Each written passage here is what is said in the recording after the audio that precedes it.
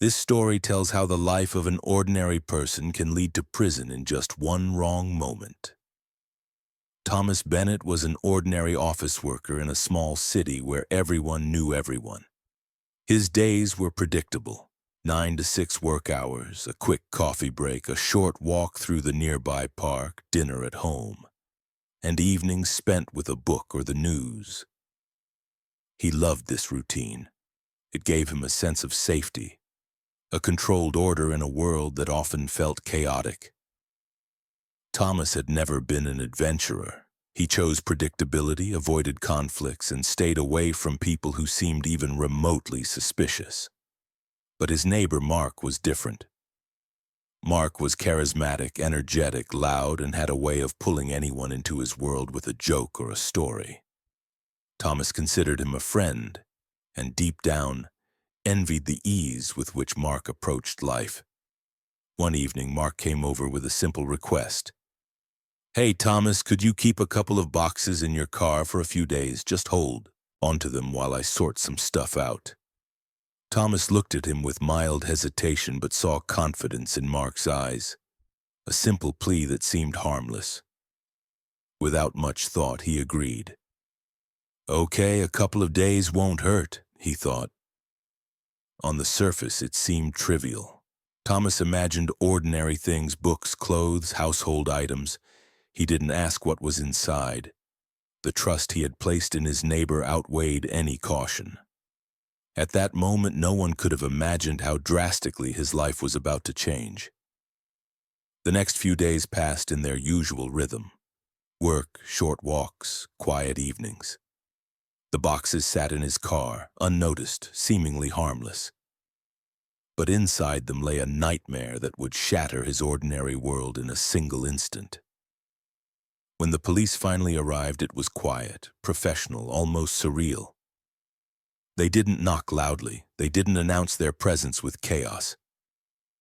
But in a heartbeat, Thomas went from the calm certainty of routine to the terrifying uncertainty of accusation. The contents of the boxes, stolen property, were enough to label him an accomplice. The life he had known, built on trust and simplicity, now hung by a thread.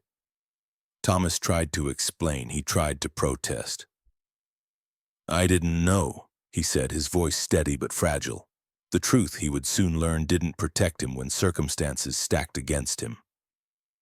By the time he was booked, photographed, and placed in a holding cell, the routine of his ordinary life had vanished, replaced by endless questions, suspicion, and the cold mechanics of a justice system that didn't care about intention, only evidence.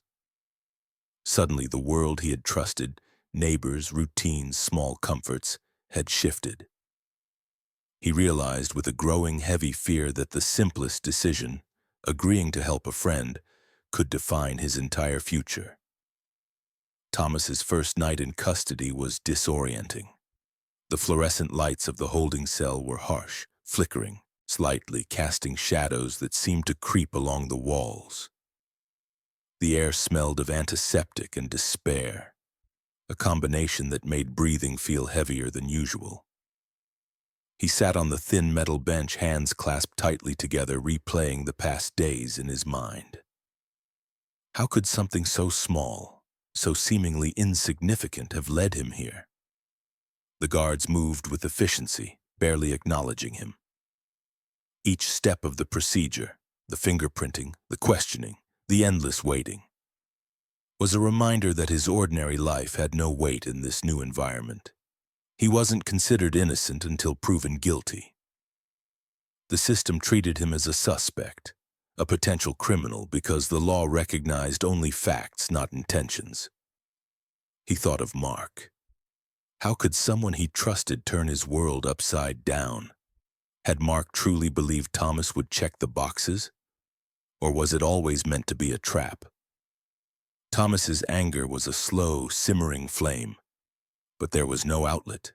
There was only silence, the hum of the lights and the occasional shuffle of boots on linoleum. Other detainees shared the cell.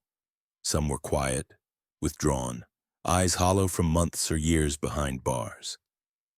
Others were loud, trying to assert dominance even in the temporary confines of a holding cell. Thomas observed them all in silence, realizing immediately that survival here would require more than honesty. It would require strategy, caution, and an understanding of human behavior he had never needed before. Questions came in waves from the officers. Thomas answered each truthfully, carefully, avoiding embellishments or explanations that could be twisted. But every "I didn't know" seemed to fade into the background, irrelevant against the cold evidence of the boxes. He realized that in this world, truth alone wasn't enough. That night, lying on the narrow cot, he replayed his life in fragments. Office cubicles, coffee breaks, walks in the park, the casual trust of friendship, all replaced by a stark realization. The world could shift in a single moment. He understood for the first time that control was an illusion. Life could deliver chaos under the guise of routine, and he had been utterly unprepared. By the next morning, he had begun to adapt, mentally constructing the rules of this new environment. Observation became key. Every glance, every gesture of the other detainees told a story. He learned who was loud because they were scared, who avoided eye contact because they had nothing to hide, and who calculated each movement with intent. In a place that punished mistakes instantly, understanding people was more valuable than trust. Thomas made a silent promise to himself. He would survive, not by fighting, not by proving his innocence in the traditional sense, but by learning the invisible rules that governed this space. His ordinary life had ended the moment he agreed to hold the boxes. Survival now meant becoming someone entirely different, someone sharper, more observant and cautious. By the end of the day, Thomas felt the first real taste of fear. Not a fleeting worry, but a deep, gnawing awareness that his freedom, his life, and his future were entirely dependent on how he navigated these first uncertain hours. Of boxes, fingerprints, and accusations that didn't reflect the truth. The prosecutor's voice was sharp, precise. Each sentence painted him as complicit, as someone who should have known better. Intent doesn't matter, the prosecutor argued. Association is enough. Being in the wrong place at the wrong time is culpable. Thomas clenched his fists under the table. Wrong place. Wrong time. Words he had never thought would define his existence now threatened to cage him permanently.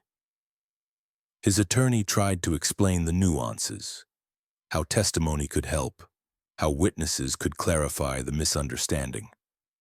But Thomas struggled to see the impact of these arguments. The evidence, the boxes, the receipts, the timing loomed like a shadow over everything. Even with the law on his side, he realized that innocence might not be enough to guarantee freedom. During breaks, he watched the courtroom from the back row. People whispered to one another, some sympathetic, some indifferent. He noticed the way the jury listened, their expressions careful, calculating. They weren't monsters, they were human. And yet their human perspective could decide his fate with a single vote. The weight of it crushed him, heavier than any cell or detention hall he had encountered. Outside, the city seemed alien. Life continued with ordinary rhythms, cars, street vendors, children playing. But Thomas felt disconnected, as if he existed in a parallel reality where time had accelerated differently. Each tick of the clock was a reminder that his normal life, once so predictable, had been obliterated by a single act of misplaced trust. The trial progressed slowly, witnesses testified, evidence was presented, and Thomas found himself repeating the same phrases. I didn't know. I was only helping. I trusted him. The words felt hollow, like echoes in a canyon, bouncing back without changing the outcome. He realized that survival wasn't just physical anymore. It was also a matter of narrative, of shaping perception, of controlling how others interpreted his actions. In the evenings, alone in the holding cell, he replayed the day endlessly. He imagined alternative scenarios. What if he had said no? What if he had questioned Mark's intentions? Each thought was a painful reminder that hindsight was a luxury he could not afford. He had to live in the consequences of his choices, even if those consequences were unfair. By the end of the first week, Thomas began to adapt mentally to the courtroom as he had to the detention hall. Observation became key. The prosecutor's pattern of speech, the subtle reactions of the jury, the way the judge's attention shifted during testimony. Every detail mattered. He started taking mental notes, forming strategies, and preparing for each day with a precision he had never applied to his ordinary life. Thomas's ordinary existence had been swept away in an instant, replaced by a world of calculated risks, legal maneuvers, and psychological navigation. He understood painfully that freedom would not be given. It would be earned, negotiated, and defended in every small interaction. And so the trial became a new battlefield, one without physical danger but with stakes just as high. His life, his future, and the fragile remnants of his ordinary world hung in the balance. As the trial stretched into its second week, Thomas began noticing subtle patterns not only in the courtroom but also among the people around him. There were glimmers of unexpected support, a clerk who smiled sympathetically when his hands trembled, a fellow detainee who passed him notes on how to behave during hearings, and even one juror who seemed to question the prosecution's logic quietly in her notebook. But alongside these small comforts came a flood of doubts. Every time Mark's name appeared in testimony, Thomas felt a pang of betrayal sharper than any physical pain. He had trusted Mark blindly, and now, even if he were cleared, the trust had been destroyed permanently. This realization gnawed at him relentlessly. How could anyone ever be trusted again? Thomas also began to understand the psychology of appearances. Lawyers spoke in patterns designed to create impressions as much as convey facts. Witnesses were coached to sound credible, even if their recollection was flawed. He realized that survival in this new environment wasn't just about truth. It was about controlling perception. His own voice, his gestures, even the way he maintained eye contact could sway the outcome. At night, in the holding cell, Thomas practiced speaking with clarity and composure. He rehearsed answers, anticipating questions the prosecution might ask. He imagined the jury's reactions, visualized objections from his attorney, and mentally plotted every possible scenario. In a strange way, he felt more alive in these rehearsals than he had during the monotony of office work. Here, every thought, every reaction mattered. One evening, a guard approached him quietly. "Thomas," the man said, leaning against the doorframe, "not everything is as it seems. Keep your head down and watch the way people move. They talk with their eyes as much as their mouths." Thomas nodded, unsure if this was advice, a warning, or merely idle observation. But the words stayed with him, sharpening his awareness. The courtroom itself became a kind of battlefield. He learned to watch the subtle alliances forming. The prosecutor relied heavily on certain witnesses who seemed nervous under cross-examination. Some jurors exchanged glances that suggested skepticism. And even the judge's occasional frown or nod hinted at what points carried weight. It was exhausting, but Thomas began to feel a strange sense of agency. For the first time, he wasn't just a victim of circumstance, he could maneuver within it. Yet the emotional toll was relentless. During breaks, Thomas would wander the courthouse hallways, imagining life before this chaos. He pictured the office, the familiar clatter of keyboards, the smell of coffee, and the easy conversations with colleagues. That life seemed impossibly distant, almost like it had belonged to another person. And he mourned it silently. At the same time, the human lessons of the detention hall lingered.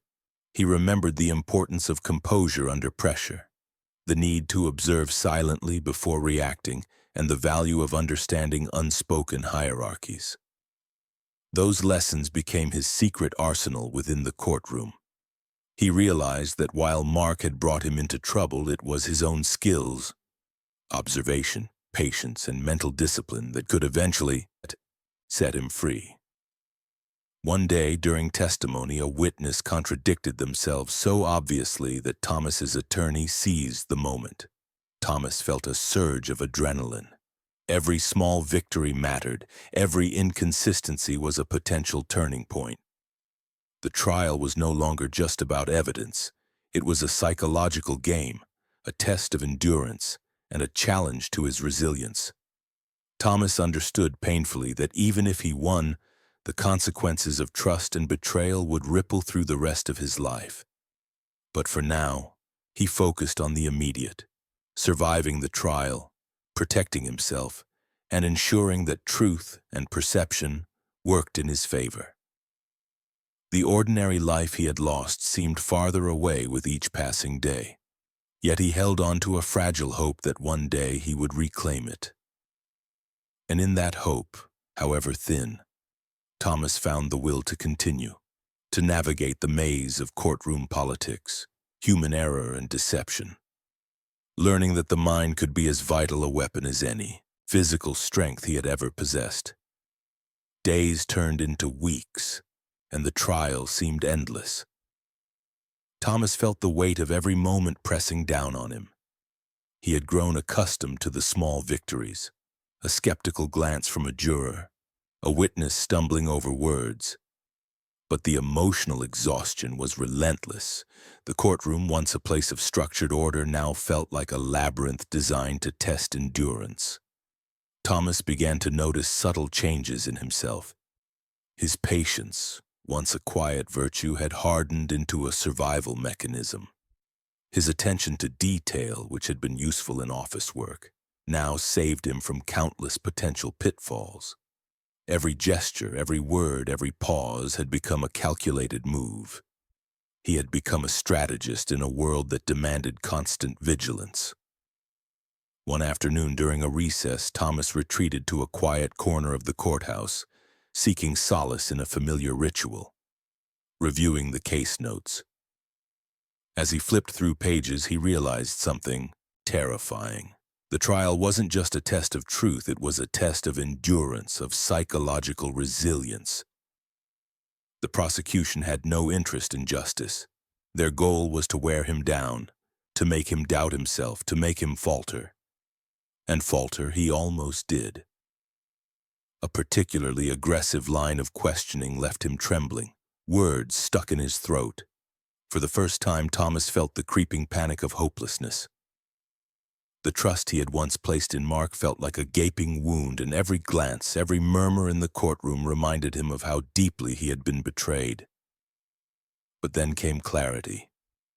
In the chaos of fear, Thomas realized that he had survived this long not because of luck, but because of his own resilience.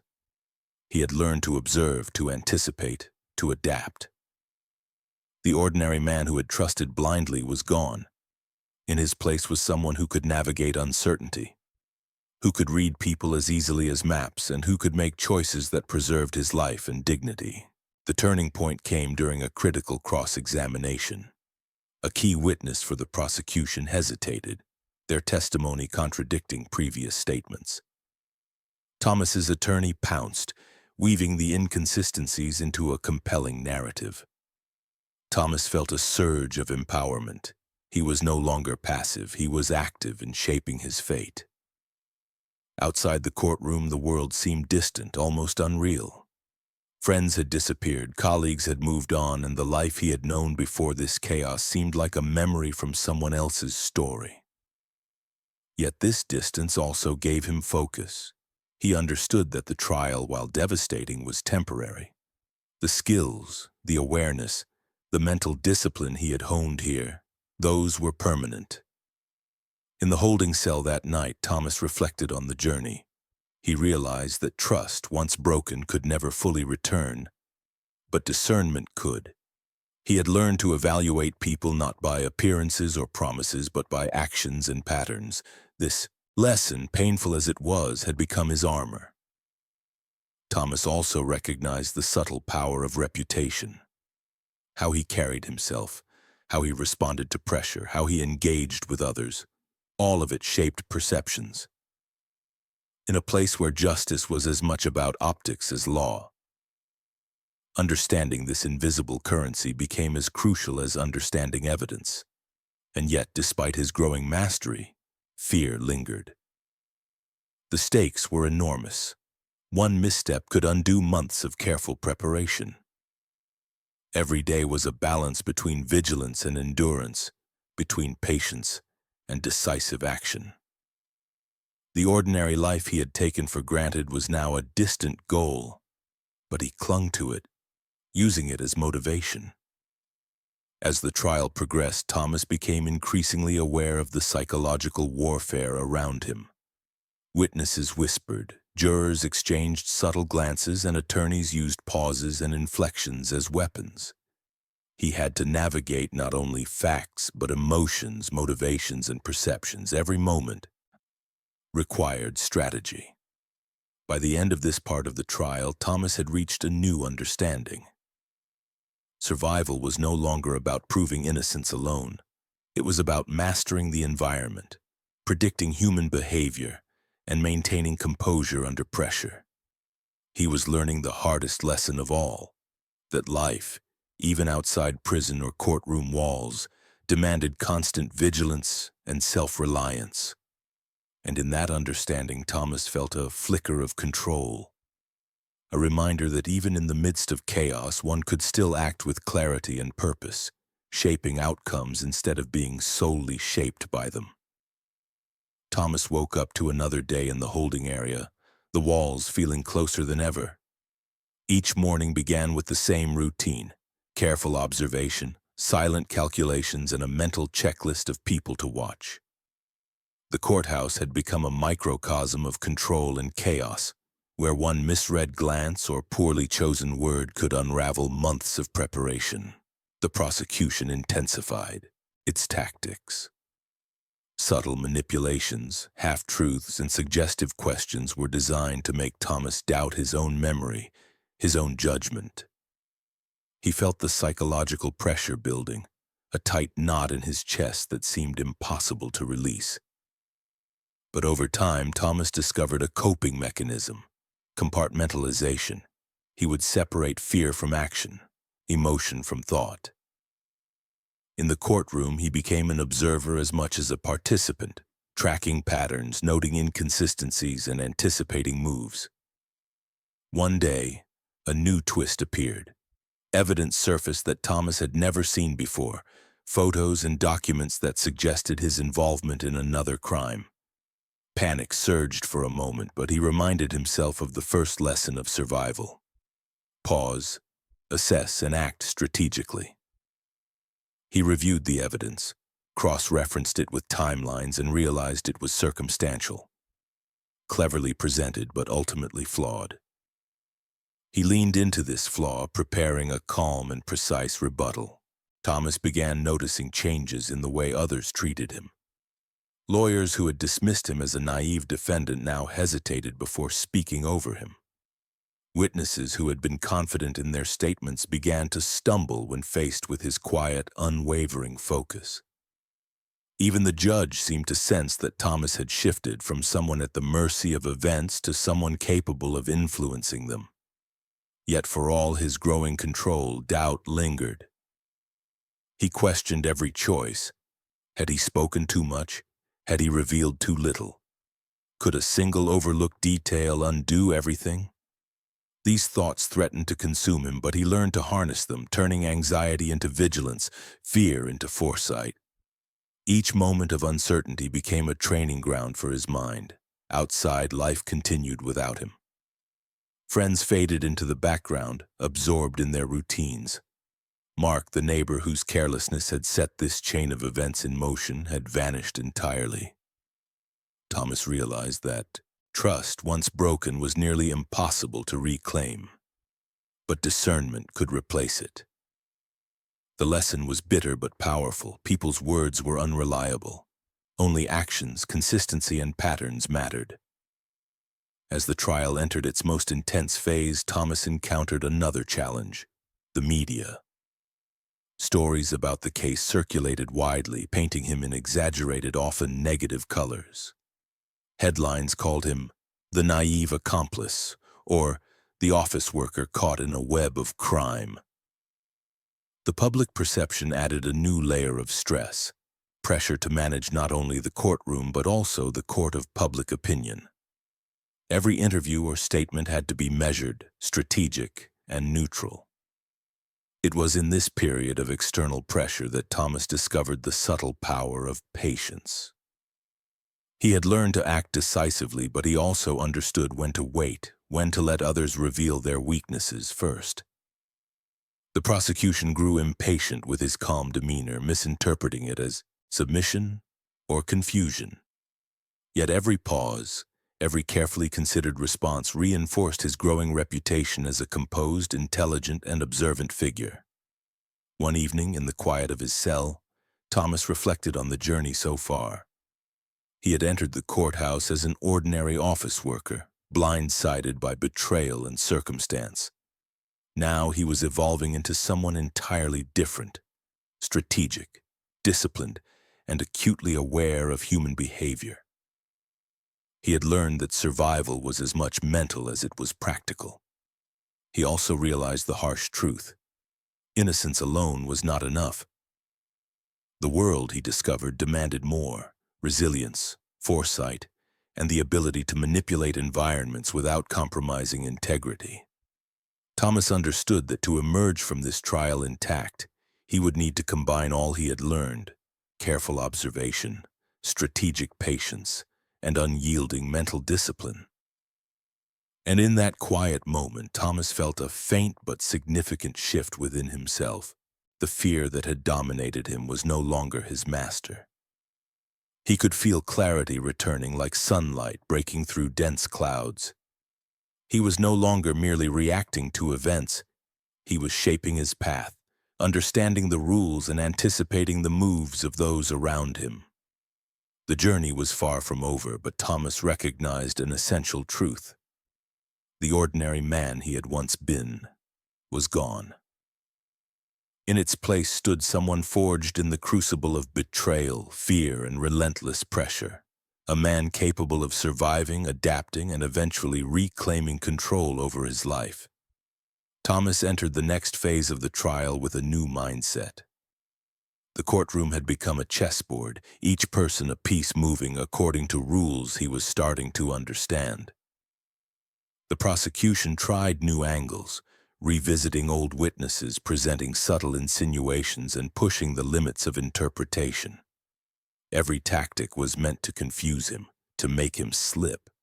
But Thomas had learned the first and most crucial lesson of survival: observation over reaction. He noted patterns, tone changes, body language, and inconsistencies. Each movement, each hesitation became information he could use.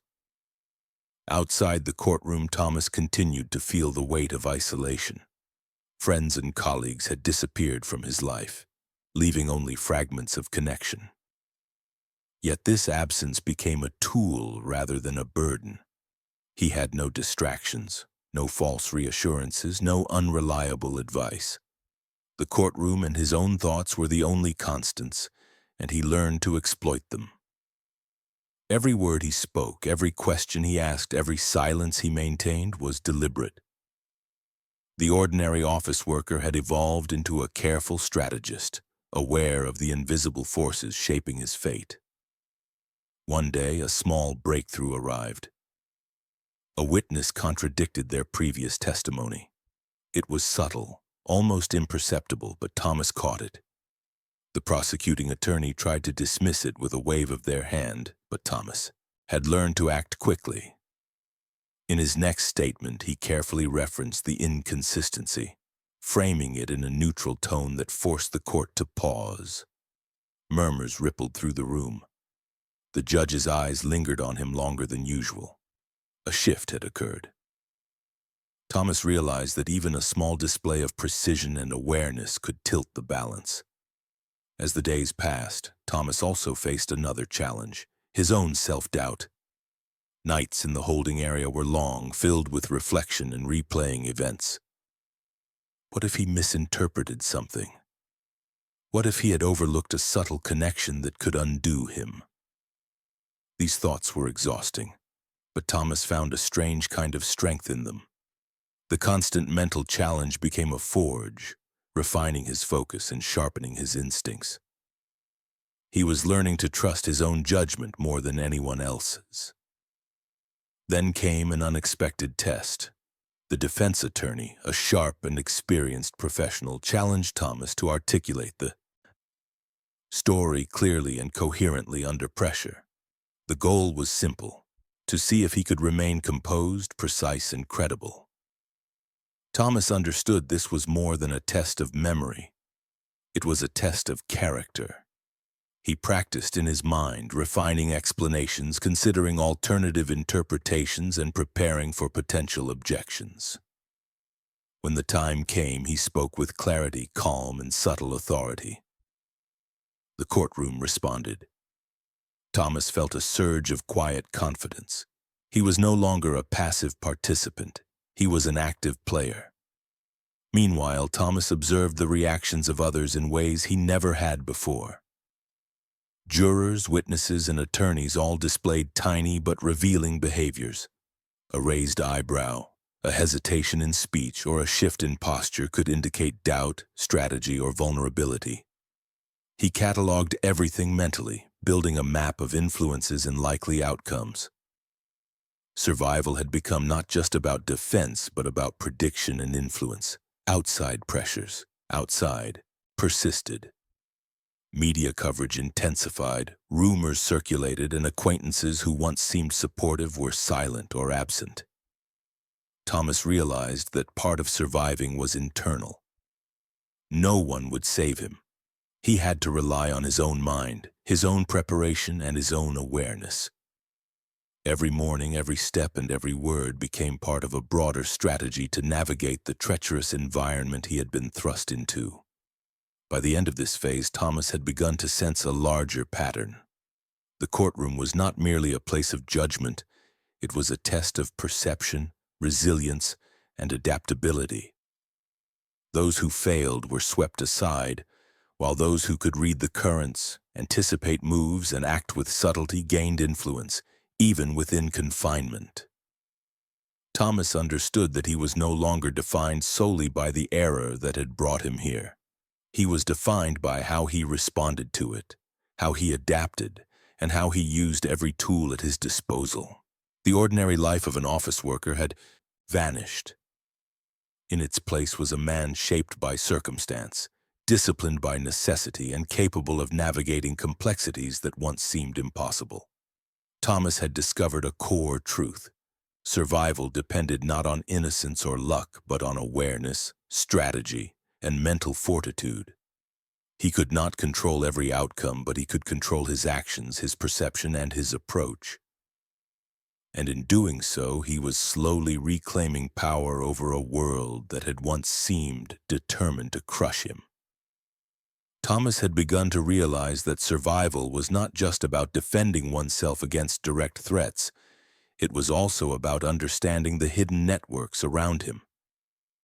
In the holding area and during court breaks, subtle alliances formed among those who had been through similar circumstances.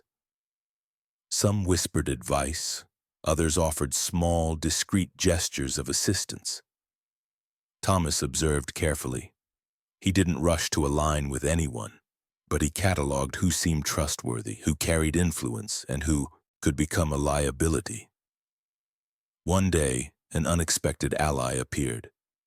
A former office worker turned legal assistant named Claire had been observing Thomas's situation from the inside.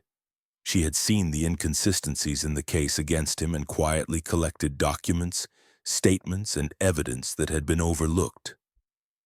She approached him cautiously, offering guidance without pressure. Her presence was a revelation. Thomas learned that even in a hostile environment, help could come from the most unlikely sources, but only if he remained vigilant and discerning. This partnership marked a turning point. Claire provided information that challenged the assumptions of the prosecution. Every new detail allowed Thomas to prepare responses, anticipate questions, and present his perspective more effectively. He realized that intelligence, not brute force or emotion, was the currency that could shift the courtroom dynamics. His mental training and careful observation now had tangible results, and for the first time in weeks, he felt a sense of controlled momentum. At the same time, Thomas continued to struggle with the social dynamics among the other detainees. Some were openly hostile, testing boundaries with words or subtle intimidation. Others sought to manipulate him for their own gain. Each encounter became an exercise in perception and restraint. He learned to maintain neutrality without appearing weak, to listen without revealing too much, and to act decisively when necessary. Each interaction strengthened his understanding of the invisible hierarchy that shaped daily life in confinement. The courtroom itself became another arena of subtle negotiation. Thomas noticed how small gestures, a pause before answering, careful eye contact, or the way he held documents, could influence perceptions. Judges, attorneys, and jurors responded not only to facts but to confidence, composure, and clarity. Each session was a test, and Thomas approached it with the same careful calculation he had developed over weeks of observation. Mistakes could be costly, but precision offered the possibility of influence and survival. Outside, Thomas's old life seemed a distant memory. Emails went unanswered, friends avoided contact, and routines vanished. Yet this absence allowed him to focus entirely on strategy. He developed mental exercises to anticipate courtroom scenarios, rehearsed responses, and tracked the subtle cues from everyone involved. Every day he became more adept at reading intentions, predicting outcomes, and positioning himself advantageously. The ordinary office worker was gone.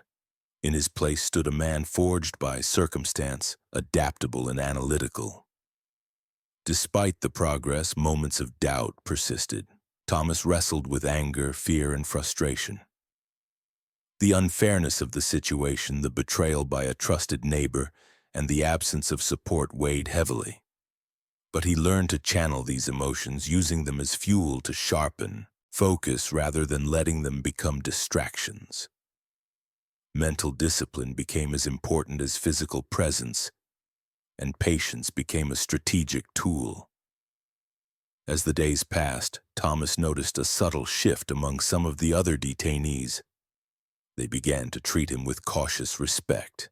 They observed how he navigated challenges, how he remained calm under scrutiny, and how he interacted with the limited resources around him. Some began to approach him for advice, asking how to avoid pitfalls or manage tense encounters. Thomas realized that his survival techniques had become more than personal strategies. They had become guidance for others. He had gained influence not through intimidation, but through competence, observation, and careful action. This recognition brought both relief and new responsibility. Thomas understood that every decision, every movement, and every interaction carried weight. He was no longer a passive participant in his circumstances. Each choice contributed to his trajectory and subtly shaped the environment around him. He had learned that survival was not merely enduring threats, but understanding, anticipating, and influencing the hidden currents of the world he was navigating. By the end of this phase, Thomas had transformed. The fear and confusion that had dominated his early days were replaced with a measured confidence. He had allies, even if discreet and selective. He had information and strategy, and he had learned the crucial lesson that influence could be wielded quietly, with precision. The ordinary life of an office worker had been replaced by a sharper, more resilient persona, one capable of facing uncertainty with clarity, patience, and tactical foresight. This part of Thomas's story begins with the quiet acceptance of his situation. After weeks of being transferred from one holding cell to another, he began to notice patterns in the routines of the prison guards and the behavior of fellow inmates. It was as if every movement, every glance carried a hidden meaning, a lesson he had to decode to survive. Thomas had always considered himself an ordinary man, someone who lived in the rhythm of office life. But the prison stripped that illusion away. The sterile walls, the metal doors, the distant echo of voices. They were all constant reminders that freedom was no longer his to claim. He discovered quickly that trust had become a dangerous currency.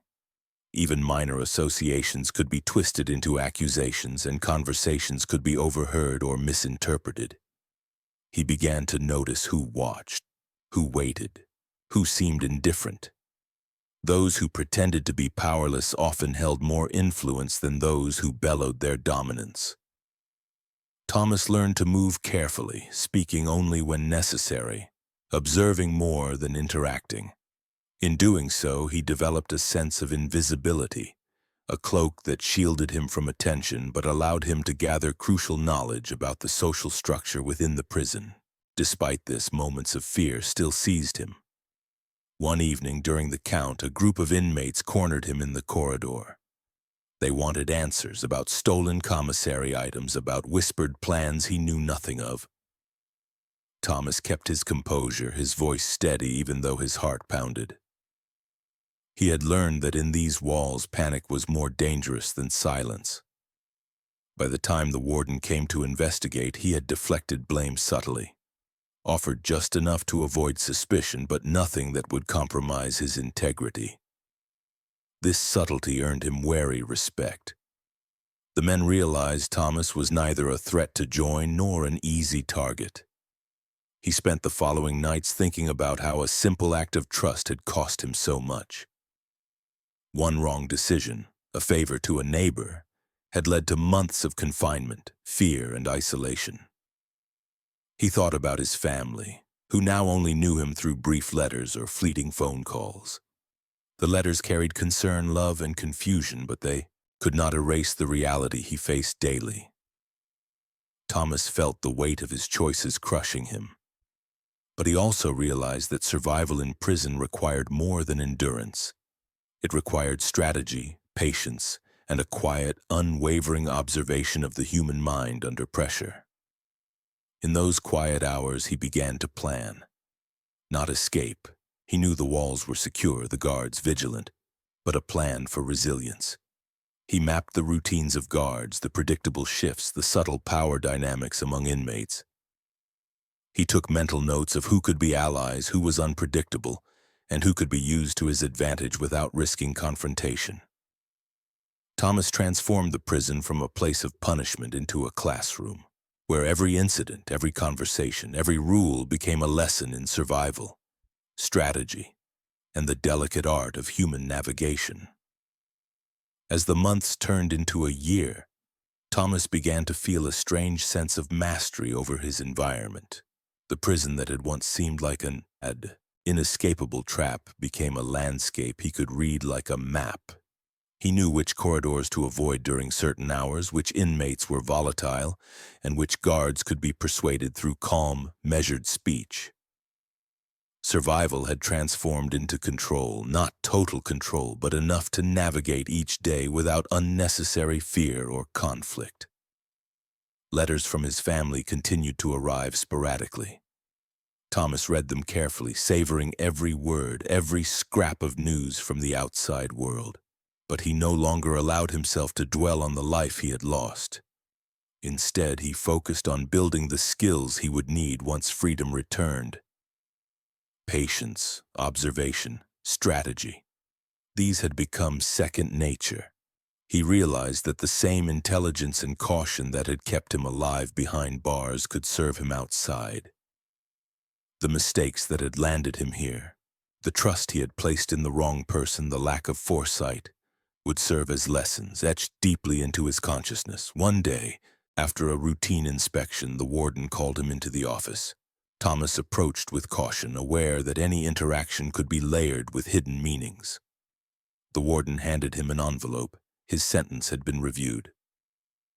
Time had been reduced due to good behavior and a reevaluation of his case. Thomas felt a mix of relief and unease.